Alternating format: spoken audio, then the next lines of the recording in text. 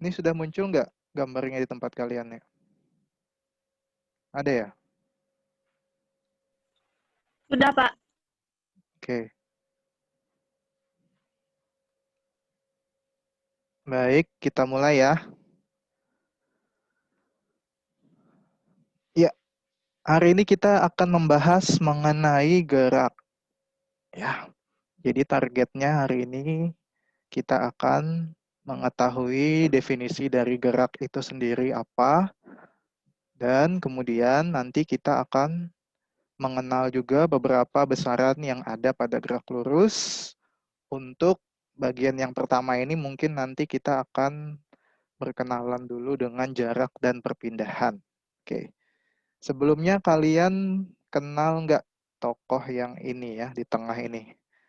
Ya mungkin kalian pernah ingat ini sempat viral dulu ya tahun 2018 kalau kalian ingat. Ya, jadi dia ini adalah orang Indonesia yang berhasil memenangi kejuaraan atletik junior ya khususnya di cabang lari 100 meter. Kenapa dia viral? Karena pada waktu dia memenangi pertandingan tersebut, tim ofisialnya tidak menyiapkan bendera. Ya, bendera. Biasanya kan selebrasinya itu membawa bendera negara gitu ya. Karena nggak menyangka mungkin akan juara, jadi tidak disiapkan sehingga pada waktu itu kabarnya dia dipinjami oleh eh, tim ofisial dari Polandia karena kebetulan benderanya kan sama ya, sama atau kebalik. Polandia itu merah putih juga tapi kebalik gitu ya. Jadi dipinjami benderanya supaya bisa selebrasi. Ya, jadi agak unik makanya viral. Nah, tapi kita tidak membahas tentang itu. Yang kita bahas adalah tentang kaitannya dengan materi kita hari ini. Jadi kalau dikatakan, kalau diberi pertanyaan, apakah eh, kondisi yang ada di gambar ini diam atau bergerak, ini anggap aja dia lagi lari gitu ya. Nah ini diam atau bergerak gitu kan. Ya mungkin kalian akan jawab ini, apa ini? Kalau Bapak tanya ini diam atau gerak nih? Coba, siapa yang mau jawab? Diaktifkan mikrofonnya. Ini kalau lagi lari kayak gini, ini kita bilang diam atau bergerak dia? Gerak. Oke, gerak ya. Baik. Nah sekarang kalau seperti ini lagi duduk ceritanya. Duduk menyimak misalnya gitu ya pelajaran di kelas. Ini lagi diam atau gerak nih? Diam. Diam. Baik. Nah, di dalam fisika ya, di dalam gerak dalam artian fisika, saat orang duduk diam seperti ini, itu bisa juga dikatakan sedang diam, bisa juga dikatakan sedang bergerak ya, dalam pengertian fisika. Ada nggak yang bisa menjelaskan kenapa begitu? Jadi orang yang diam nih, ini kan duduk ya, orang yang duduk diam aja dia di tempatnya, itu dalam pengertian fisika boleh dikatakan dia diam, boleh juga dikatakan dia bergerak. Gimana? Ada yang bisa menjelaskan nggak? Kenapa dia dibilang diam, kenapa dia dibilang bergerak? Ini ada kaitannya dengan materi yang kita bahas hari ini. Ada yang mau jawab? Kitra mungkin? Baru gabung ya? Baru gabung. Oke. Nah, untuk menjawab pertanyaan itu, kalian harus mengerti dulu apa yang dimaksud dengan gerak, ya, khususnya di dalam pengertian fisika. Sehingga nanti kalau kalian sudah paham gerak itu apa, maka kalian akan bisa menjelaskan mana yang disebut dengan gerak, mana yang disebut dengan diam. Ya. Oke, jadi mungkin kita simpan dulu jawabannya. Nanti kalian akan jawab sendiri pada saat kalian sudah mengikuti pembahasan kita pada hari ini. Oke, jadi yang mau kita bahas hari ini adalah judulnya gerak lurus. Ini adalah materi ketiga. Yang mana materi ketiga ini nanti ada beberapa bagian-bagian.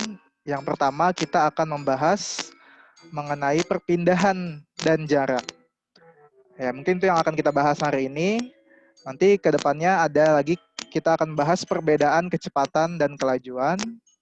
Baru nanti kita masuk ke GLB dan GLBB. Ya.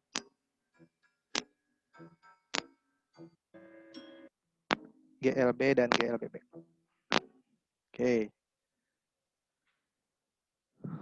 Oke, jadi hari ini pertama-tama kita akan bahas mengenai gerak dan besaran di dalam gerak, yakni jarak dan perpindahan. Apa perbedaannya? Oke, sebelum masuk ke situ, apa yang kita bahas hari ini itu di dalam fisika disebut dengan kinematika, ya, nama cabang ilmunya, atau dalam bahasa Inggrisnya kinematics. Kalian mungkin tahu gambar ini ya. Ini gambar apa nih?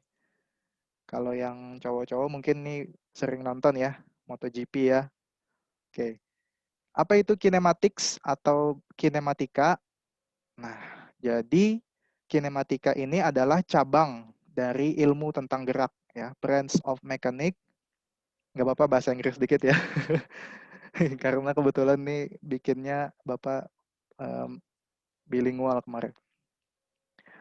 Ya, jadi dia kinematika atau kinematics itu adalah branch of mechanics ya. Jadi dia cabang dari ilmu yang membahas tentang gerak, mekanika ya. Mekanika itu gerak secara umum yang berfokus ya concern with the description of motion. Jadi fokusnya kinematika ini fokusnya adalah membahas mengenai gambaran tentang geraknya itu sendiri ya.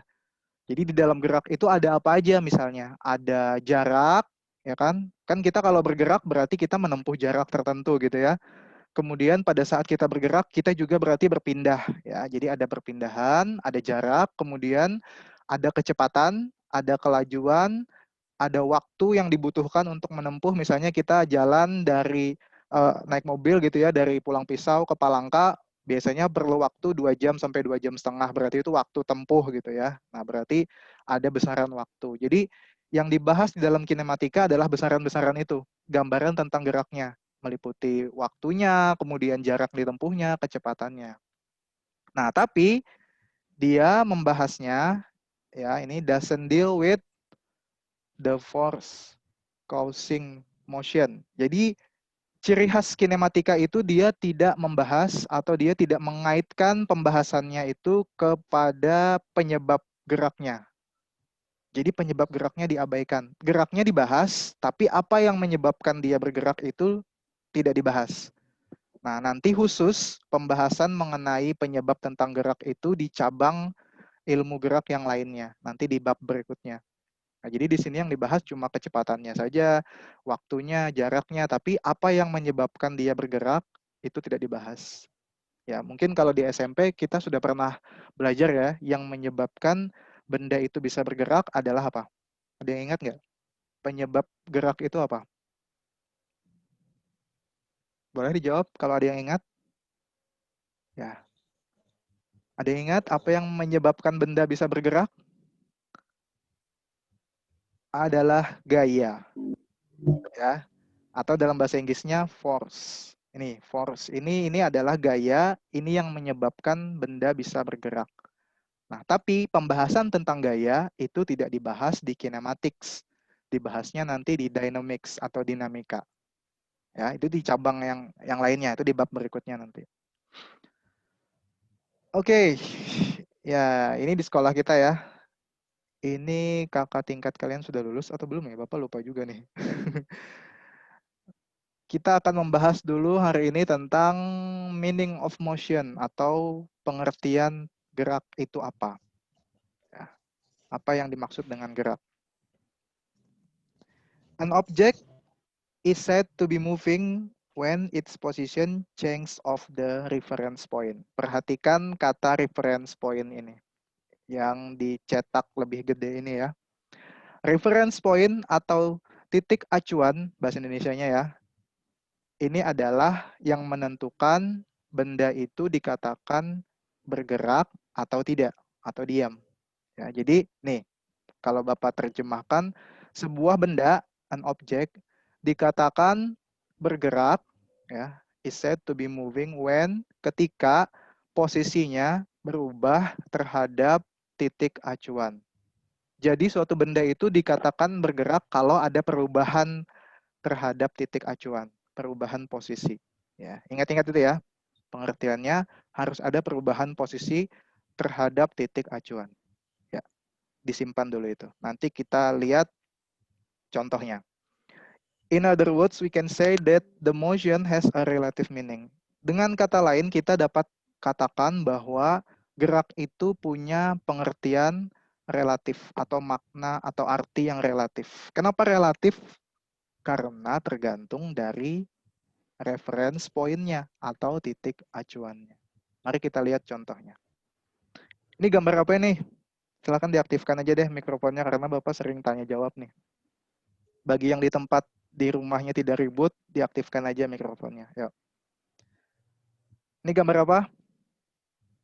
Kereta api. Kereta api. Ya, ada yang sudah pernah naik? Belum ya? Oke, bayangkan aja tapi udah pernah lihat kan, sering ada di TV. Ini kalau Bapak tanya, apakah penumpang di dalam kereta api ini bergerak? Ayo, gerak atau diam? Bergerak. Misalnya ada penumpang di dalam kereta api ini yang sedang duduk gitu, apakah dia sedang bergerak atau dia sedang diam? Diam dan bergerak. Diam dan bergerak. Siapa yang jawab? Siapa yang setuju bahwa penumpang di dalam kereta ini diam? Coba. Coba. Oke. Gini, bayangkan ya misalnya ada penumpang di dalam kereta api. Nih, misalnya gambarnya. Misalnya orang yang pakai topi ini, kalau kita perhatikan dia sedang duduk, bahkan dia ketiduran ya. Jadi dipastikan dia tidak jalan-jalan. Nah, kalau ditanya apakah orang ini diam atau bergerak, kita kembalikan lagi ke pengertian sebelum tadi ya, di slide sebelumnya tadi, bahwa sesuatu ya, objek itu dikatakan bergerak kalau ada perubahan posisi terhadap apa? Titik acuan atau reference point. Jadi di sini kalau kita mau katakan orang yang pakai topi ini gerak atau diam, kita harus bertanya dulu titik acuannya apa. Ya enggak?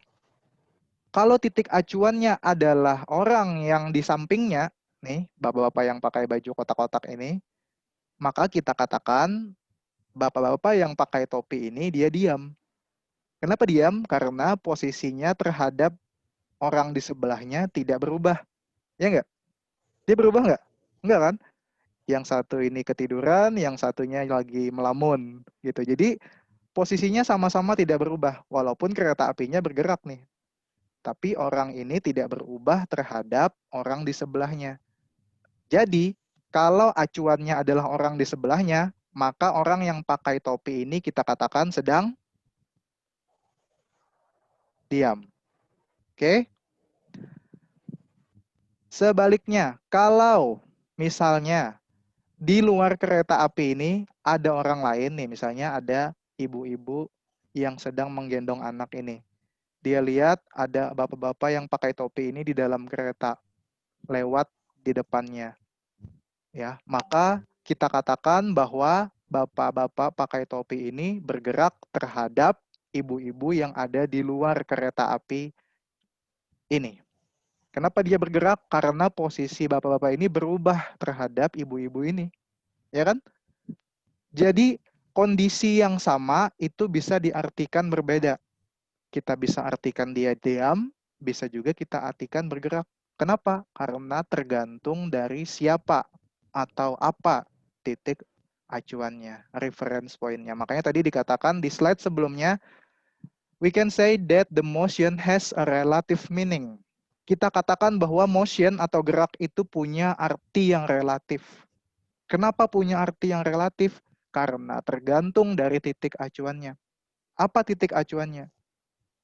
Ya, titik acuan yang berbeda bisa menghasilkan makna gerak yang berbeda. Ya, jadi yang poin penting yang harus kita garis bawahi di sini adalah gerak itu punya arti yang relatif, tergantung dari titik acuannya. Oke, itu dulu yang pertama ya.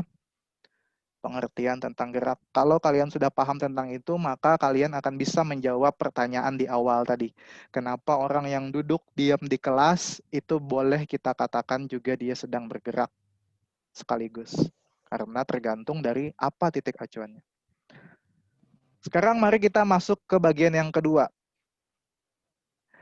Kita mengenal besaran, silahkan dilihat di halaman 27 modulnya. Besaran pada gerak lurus. Ya, kalau tadi kita bahas pengertian geraknya dulu, sekarang kita masuk ke besarannya. Yang A, kalau di buku kalian ada jarak dan apa?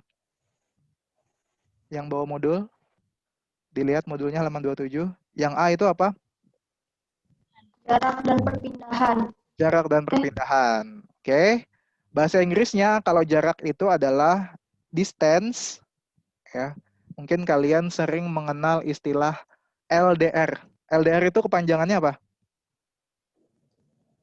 Ada yang tahu nggak? Long distance relationship. Oh iya, long distance relationship. Ada yang mengalami? Ya, biasanya LDR itu kalau dia punya hubungan dengan seseorang yang jauh gitu ya. Misalnya pacarnya di Korea gitu ya. Tapi kebanyakan itu halu biasanya kalau yang di Korea itu ya. Ya. Jadi distance itu jarak ya. Distance jarak, kalau displacement itu adalah perpindahan.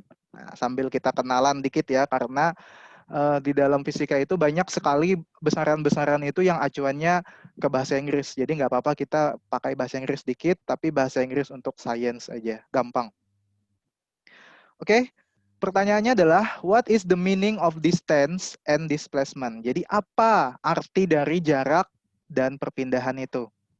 Do they have the same meaning? Apakah mereka punya arti yang sama? Apakah jarak dan perpindahan itu artinya sama atau beda gitu ya? Nah, sekarang mari kita lihat contohnya aja supaya gampang. Nanti kalian simpulkan sendiri apakah jarak dan perpindahan itu artinya sama atau beda. Misalnya, ini adalah peta Google Maps yang Bapak capture. Ini kalau kalian tidak tahu, ini adalah di sekitar wilayah Kahayan Hilir. Ini titik startnya ini ya. Ini kelihatan kan gambarnya ya? Titik startnya ini adalah sekitar daerah apa ya, ini Kelawa ya. Ini kayaknya Kelawa. Ini finishnya ini di sekolah kita. Ini daerah Bereng ini. Ya, ini Sungai Kahayan ya. Ini kalau di sini berarti ini jembatan itu, jembatan yang besar itu ya. Jembatan apa tuh yang dekat Bupati itu ya. Nah, misalnya ada yang rumahnya di Kalawa, dia mau sekolah ke SMA 1 nih. Ya kan? Berarti dia gimana biasanya kalau yang ada yang rumah di Kalawa nggak nih? Nggak ada ya? Kalau rumah di Kalawa itu berarti naik ferry dulu kan? Dia nyebrang dulu ya. Kayak gini kan? Ini finishnya nanti di sekolah. Ini kalau sekolah kita di foto dari atas tuh ini, foto satelitnya ini ya. Jadi dia naik ferry dulu, kemudian jalan menyisiri Siring itu ya. Kemudian misalnya dia belok ke jembatan itu. Jembatan apa sih namanya? Jenius Jangkan ya. Ya itulah. Habis itu sini, kemudian belok, kemudian yang ada simpang 3 KPU itu belok kanan lagi sampai finish. Oke, jadi yang putih ini, garis-garis putih ini adalah jalur atau jalan atau lintasan yang dia lewati untuk menuju ke sekolah. Ya. Nah, lintasan yang dia tempuh selama perjalanan itulah yang disebut dengan jarak. Nih, ingat, yang putih itu adalah jarak. Atau dalam bahasa Inggrisnya tadi distance. Jadi distance atau jarak itu adalah lintasan yang ditempuh oleh suatu benda selama dia bergerak. Itu bisa kalian lihat juga di modul halaman 27. Ada pengertian jarak. Boleh kalian tandai itu. Nah, kemudian kalau perpindahan itu yang mana? Ini supaya bisa membedakan dulu ya jarak dan perpindahan. Nah, perpindahan itu yang kuning ini. Ini garis kuning ini adalah perpindahan. Jadi perpindahan itu pengertiannya apa? di halaman 27 juga ada. Perpindahan adalah perubahan kedudukan atau perubahan posisi dalam selang waktu tertentu. Ya, jadi perpindahan itu perubahan posisi. Karena dia perubahan posisi, jadi yang diperhatikan hanya posisi awal dan posisi akhir. Jadi startnya di mana, finishnya di mana, itu aja yang dilihat. Mau dia lewat mana itu nggak peduli. Kalau perpindahan ya, perpindahan itu dia abaikan. Dia mau lewat sungai langsung kah, berenang gitu ya. Atau dia nyeberang dulu ke ferry. Ketahuan Norida. Ketua kelas nih. Pernah berenang ya, langsung ke sekolah. Dia nggak peduli. Kalau perpindahan hanya melihat posisi awal dan posisi akhir. Nah, itu perpindahan. Kalau jarak, jarak itu lintasannya. Dia lewat mana itu yang diperhatikan. Oke, jadi sudah paham ya bedanya ya? Ini gambarannya jarak dan perpindahan. Contoh lain. Ini misalnya ada orang nih mau nyebrang sungai, tapi karena dia nggak mau berenang, maka dia lewat jembatan. Tapi jembatannya di sebelah sini. Ya, berarti dari titik startnya di sini dia harus jalan dulu, ya kan? Jalan dulu menyisiri sungai ini, kemudian naik jembatan, baru belok lagi menuju ke finish. Nah, berarti yang jalannya ini, yang dia tempuh ini itu adalah jarak. Kalau perpindahannya itu hanya melihat posisi awal, kita tarik garis langsung ke posisi akhir. Gitu ya. Nah. Oke, sekarang contoh dalam bentuk lain. Nah, sorry. Sekarang kita hitung-hitung dikit ya, hitung-hitungan yang gampang aja. Please calculate the distance and displacement. Ya, coba kita hitung jarak dan perpindahannya. Oke, misalnya kayak gini, ada orang naik mobil, startnya di titik 0, ya, ini 0, finishnya di titik 5 ini. Dia jalan kayak gini kan, dari A menuju ke B. Pertanyaannya adalah berapa jarak yang ditempuhnya, berapa perpindahan yang dihasilkan. Coba. Ada yang mau jawab? Jaraknya berapa? Pakai satuan aja ya, ini anggap 1, 2, 3 gitu. Berapa jaraknya? Tinggal dihitung aja kan. Jaraknya dia jalan kan dari sini ke sini. Berarti jaraknya adalah 1, 2, 3, 4, 5. Ya, jaraknya 5 berarti. Perpindahannya gimana? Ingat, perpindahan tadi pengertiannya adalah perubahan posisi awal dan akhir. Posisi awalnya kan di titik A ini, posisi akhirnya di titik B, berarti perpindahannya 1, 2, 3, 4, 5. Oh, 5, berarti sama, ya kan? Jaraknya 5, kemudian perpindahannya juga 5. Tapi bedanya kita tambahin perpindahan itu adalah to right atau ke kanan. Jadi perpindahan itu kita tambahin keterangan arahnya. Jadi ada arahnya nih. Dia pindahnya kan ke sebelah kanan nih. Ke arah kanan maksudnya. Ya. Dalam kasus ini sama. Sekarang kita lihat kasus yang lain. Misalnya nih mobil yang sama dia jalan kayak gini. Dari A. Oh ya, dia lewat dulu. Jadi finishnya di situ, di titik C. Tapi dia nggak langsung ke titik C. Dia lewatin dulu jalannya tadi dari A ke B dulu, baru ke C. Nah, kalau kasusnya seperti ini, apakah jarak dan perpindahannya sama? Gimana? Jaraknya kita hitung lagi. Jaraknya berarti kan dia tadi jalan dulu ya, dari A ke B dulu kan. Bapak ulang ya geraknya, perhatikan nih. Nah, dia jalan ke B, oh kelewatan. Kemudian dia balik lagi. Nah, baru finishnya di situ di C. Oke, berarti sekarang kita hitung ya. Jaraknya yang ditempuh adalah 1, 2, 3, 4, 5, ya kan? Kemudian dia balik lagi. 6, 7. Ya kan? Nah, berarti distance-nya atau jaraknya from A to B, ya, dari A ke B, itu adalah 5 units atau 5 satuan. Ya, dari A ke B dulu kan, 5 satuan. Kemudian from B to C equals 2 units.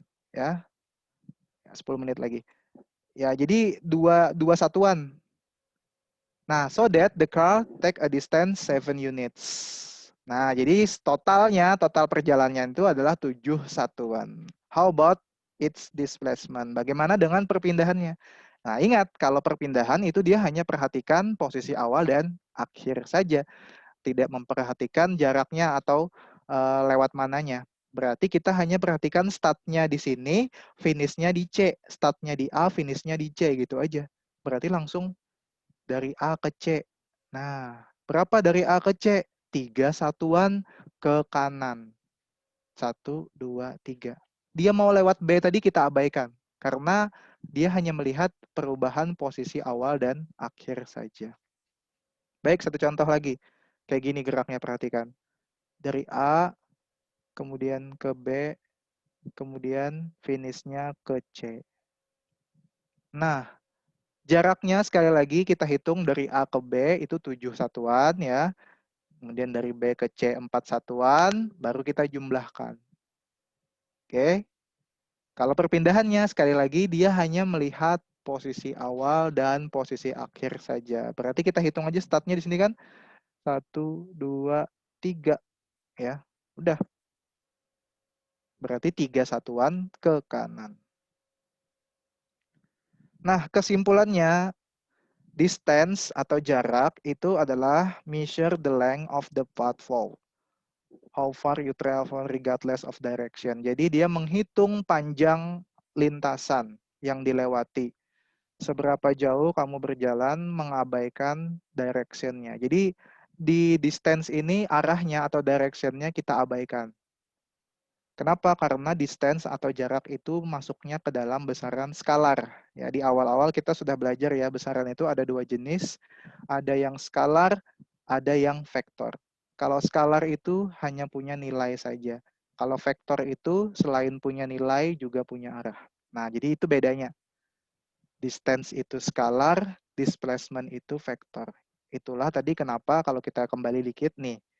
Kalau jarak itu kita cuma sebutkan dia 11 satuan gitu aja. Tapi kalau displacement, kalau perpindahan dia kita bilang gini, 3 satuan ke kanan. Nih ada yang merah ini Bapak sengaja merahin itu menunjukkan arahnya. Kenapa ada arahnya? Karena displacement atau perpindahan itu masuknya ke besaran vektor.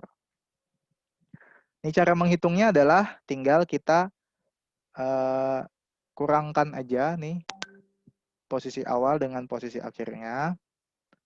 Ya, tapi bedanya kalau jarak tadi kita hitung semuanya. Dia mau lewat mana itu kita hitung. Kalau vektor itu yang dihitung dikurangkan juga memang, tapi yang dikurangkan ini adalah awal dan akhir aja. Dia mau lewat mana itu kita abaikan. Ya. Nah, ini contohnya misalnya ya. Soal nih, sebuah partikel, perhatikan nomor 2 nih, bergerak dari A menuju ke titik B, kemudian menuju ke titik C. Oh, jadi geraknya dari A ke B ke C pada sumbu koordinat seperti gambar di bawah. Tentukan perpindahan dan jarak. Oke, kita hitung ya. Kalau kita mau menghitung manual boleh, nih kita hitung aja berapa satuan, atau kita bisa juga pakai rumus yang tadi, yang ini tadi. Ya. Misalnya kita tadi kan menghitung manual udah ya. Sekarang kita coba pakai rumus. Menghitungnya kayak gini. Oh, mana? Oke. Misalnya kita mau menghitung jarak dulu ya. S-nya kita hitungnya satu-satu. Dari A ke B dulu berarti SAB ya. SAB sama dengan aduh jelek banget tulisannya. Dari A ke B itu posisi akhirnya di B berarti 5 ya kan. 5 dikurang posisi awalnya di 1. Berarti 5 kurang 1. Nah, berarti jaraknya dari A ke B itu adalah 4. Nah, tapi dia kan jalan lagi dari B ke C. Berarti kita hitung lagi SBC. SBC. Maaf ya jelek tulisannya. SBC berarti posisi awalnya di B. B itu 5 ya. Ini agak pas dikit. Di akhirnya di C. Nah, dia kan akhir dikurang awal. C-nya berarti -3. Ya kan? -3 dikurang berapa? 5. Oke. Berapa min 3 dikurang 5? Min 3 dikurang 5 itu kan berarti jadinya min 8, ya kan? Ya. Sekarang kita totalkan. Jadi S-nya itu adalah 4, ya kan? Ditambah 8. Jadi min-nya itu kita abaikan. Karena min itu menunjukkan arahnya ke kiri. Tapi karena jarak itu tadi adalah besaran skalar, jadi yang kita ambil hanya nilainya aja, ya. Makanya tadi ada tanda mutlak kayak gini. Nih, kalau kalian perhatikan itu ada tanda mutlak. Ingat ya, di matematika tanda mutlak itu selalu yang diambil adalah nilai positifnya aja. Nah, jadi kalau dikasih tanda mutlak ini berarti yang kita ambil hanya nilai 8-nya. Min-nya ini kita abaikan. 8 tambah 4 berarti jaraknya 12. Nah, ini kalau mau pakai rumus, ya kan? Kalau mau dihitung manual tadi, kalian hitung aja kayak gini. Dari A ke B itu berapa? 1, 2, 3, 4. Nah, ya kan? Kemudian dari B ke C, sambung. 5, 6, 7, 8, 9, 10, 11, 12. Jadi 12 units atau 12 satuan.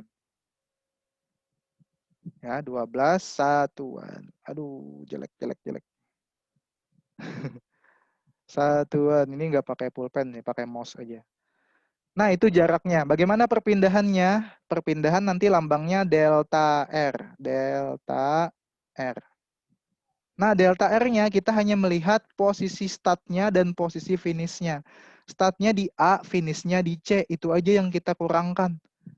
C dikurang A langsung. Berarti min 3, ya, dikurang A. A-nya berapa? A-nya 1. Ya udah. Berarti min 3 dikurang 1 itu adalah min 4. Nah, gitu. Apa artinya min 4? Nah, kalau di sini dia nggak dimutlakkan ya. Kalau tadi kan ada tanda mutlak nih, diambil nilai positif. Kalau di sini nggak. Kalau min ya tetap min. Apa artinya min? Min itu berarti dia ke kiri. Artinya apa? Perpindahannya ini adalah 4 satuan ke kiri. Sama nggak dengan gambarnya? Iya, sama. Kan A-nya di sini nih, C-nya di sini. Berarti dia kan gesernya kayak gini. 1, 2, 3, 4. Arahnya kemana? Ke kiri. Karena C itu di sebelah kirinya A. Begitu contohnya. Gimana? Ada pertanyaan nggak? Nih mau habis waktunya nih. Makanya Bapak cepat-cepat tadi. Halo, ayo tanggapannya. Ada pertanyaan? Jadi ini jarak, ini perpindahan. Ayo ditanyakan, nanti kalau nggak bisa jawab soalnya. Soalnya nanti Bapak kasih yang kayak gini. Gimana? Ada yang ditanyakan, menghitung jarak dan menghitung perpindahan. Jadi kalau perpindahan kalian harus tambahin keterangannya ya. Jadi dia min 4 ke kiri gitu ya. Nah, ada arahnya. Ke kiri. Aduh. Kiri. Nah, yang ini adalah arahnya, direction-nya. Kalau ini nggak usah. Cukup 12 satuan gitu aja. Karena dia skalar tadi ya. Jadi ini vektor, yang ini skalar. Yang belum absen silahkan dicek di bagian chatnya ini ya. Ada absennya. Gimana? Ada pertanyaan? Oke, kalau tidak ada, kita cukupkan materinya. Ayo, kesempatan terakhir. Ada yang mau bertanya? Ya, silakan Nur Hidayat, angkat tangan tadi. Enggak ya? Diaktifkan dulu mikrofonnya kalau mau bertanya. Ya, jadi kita nggak banyak-banyak materinya supaya nanti. Nggak ada Pak absennya. Oh ya, yang baru gabung belum kebaca ya. Ntar diulang. Ini absennya. Nah, itu absennya. Topiknya gerak lurus nanti ya tulis ya. Bapak sengaja nggak ngasih pilihan supaya yang bisa ngisi absen itu cuma yang memang hadir. Jadi kalau yang nggak hadir kan dia nggak tahu topiknya apa. Topiknya nanti kalian tulis gerak lurus.